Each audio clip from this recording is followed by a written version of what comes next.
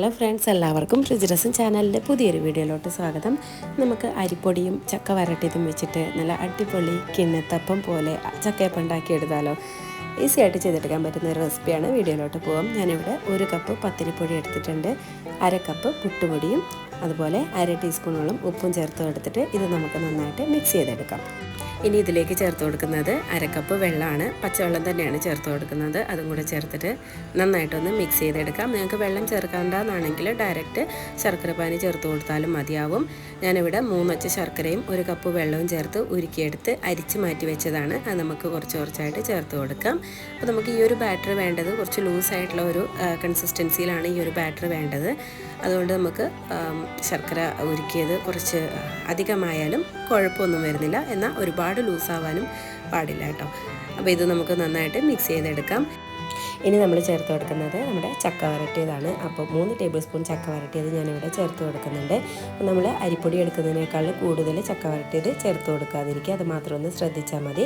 അത് ചേർക്കുമ്പോൾ നമ്മുടെ അപ്പം ഒന്ന് കയ്യിലൊക്കെ ഒട്ടിപ്പിടിക്കുന്ന രീതിയിലാവും, അതുകൊണ്ടാണ്. അപ്പോൾ ചക്ക വരട്ടിയതും കൂടെ ചേർത്ത് കൊടുത്തിട്ട് നന്നായിട്ടൊന്ന് മിക്സ് ചെയ്യുക. അപ്പോൾ ഒന്നുകൂടെ നമ്മുടെ ബാറ്റർ ഒന്ന് കട്ടിയായിട്ടുണ്ടാവും. അപ്പോൾ ബാക്കിയുള്ള ശർക്കര ഉരുക്കിയതും കൂടെ നമുക്ക് കുറച്ചായിട്ട് ചേർത്ത് കൊടുക്കുക.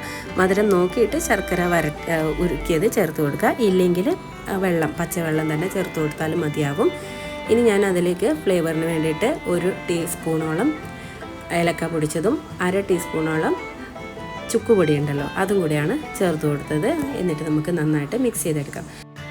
അപ്പോൾ കണ്ടില്ലേ, ഇതാണ് നമ്മുടെ ബാറ്ററിൻ്റെ ഒരു കൺസിസ്റ്റൻസി എന്ന് പറയുന്നത്. ഒരുപാട് തിക്കുമല്ല, എന്നാൽ ഒരുപാട് ലൂസും അല്ല. ഇനി നമുക്ക് വെള്ളം തിളക്കാൻ വെച്ചിട്ടുണ്ട്. അപ്പോൾ അതിനു മുമ്പേ നമുക്ക് പാത്രം ഒന്ന് ഗ്രീസ് ചെയ്തിട്ട് അതിലോട്ട് നമ്മുടെ ബാറ്റർ ഒഴിച്ചു കൊടുക്കാം. കുറച്ച് തിന്നായിട്ട് ഒഴിച്ചു കൊടുത്താൽ മതിയാവും. ഒരു 2 വട്ടമായിട്ട് നമുക്കിത് ചെയ്തെടുക്കാം. അപ്പോൾ ഇത് കുറച്ച് ചേർത്ത് കൊടുക്കുന്നുണ്ട്. ബാക്കി പകുതി നമുക്ക് വേറൊരു പാത്രത്തിൽ വേവിച്ചെടുക്കാം. ഇത് ഇത്രയും ചേർത്ത് കൊടുത്തതിന് ശേഷം നന്നായിട്ടൊന്ന് പാത്രത്തിലൊന്ന് പരത്തി കൊടുക്കുക. എന്നിട്ട് നമുക്ക് ഒരു 10 to 20 മിനിറ്റ് വരെ ആവിയിൽ വേവിച്ചെടുക്കാം. നിങ്ങൾക്ക് വേണമെങ്കിൽ ഇതിന് മുകളിലായിട്ട് തേങ്ങാക്കൊത്തോ അല്ലെങ്കിൽ കാഷ്യൂസോ എന്തെങ്കിലും വറുത്ത് ചേർത്ത് കൊടുക്കാവുന്നതാണ്. ഞാനിപ്പോൾ പ്ലെയിൻ ആയിട്ടാണ് ചേർത്ത് കൊടുക്കുന്നത്. ഇതൊരു 20 മിനിറ്റ് നമുക്ക് വേവിച്ചെടുക്കാം. ഒരു മീഡിയം ടു ലോ ഫ്ലെയിമിലിട്ടിട്ട് വേവിച്ചാൽ മതിയാവും. അപ്പോൾ നമ്മുടെ ചക്കയപ്പം റെഡി ആയിട്ടുണ്ട്. ഈസി ആയിട്ട് നല്ല സിമ്പിളായിട്ട് ചെയ്തെടുക്കാൻ പറ്റുന്ന ഒരു റെസിപ്പി കൂടിയാണ്. എല്ലാവരും ഒന്ന് ട്രൈ ചെയ്ത് നോക്കണം. ഒരു സ്ക്വയർ വെച്ചിട്ടൊന്ന് കുത്തി നോക്കിയപ്പോൾ ഒന്നും പറ്റി പിടിച്ചിട്ടൊന്നുമില്ല. അപ്പോൾ ഇത് നമുക്കൊന്ന് തണുക്കാനായിട്ട് മാറ്റി വെക്കാം. അപ്പോൾ നന്നായിട്ട് തണുത്തതിന് ശേഷം ഇഷ്ടമുള്ള രീതിയിൽ കട്ട് ചെയ്തെടുക്കാം.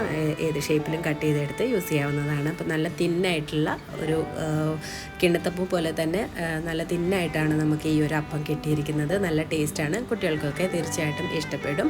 മധുരമൊക്കെ പാകത്തിന് തന്നെ ഉണ്ട്. അപ്പോൾ എല്ലാവരും ട്രൈ ചെയ്ത് നോക്കിയിട്ട് ഫീഡ്ബാക്ക് അറിയിക്കുക. ചക്ക വരട്ടിയതുണ്ടെങ്കിൽ ഇതുപോലെ ഒന്ന് ട്രൈ ചെയ്ത് നോക്കിക്കോളൂ. എപ്പോഴും നമ്മൾ ഇലയിലോ അല്ലെങ്കിൽ പ്ലാവിലോ അല്ലെങ്കിൽ വാഴയിലോ ഒക്കെ വെച്ചിട്ടല്ലേ ചെയ്യുന്നത്. ഈ ഒരു രീതിയിലൊന്ന് ചെയ്ത് നോക്കുക. എന്നിട്ട് ഇഷ്ടമാവുകയാണെങ്കിൽ ഫീഡ്ബാക്ക് അറിയിക്കുക. പുതിയ റെസിപ്പീസായിട്ട് വീണ്ടും കാണാം. അതുവരേക്കും thank you for watching and by.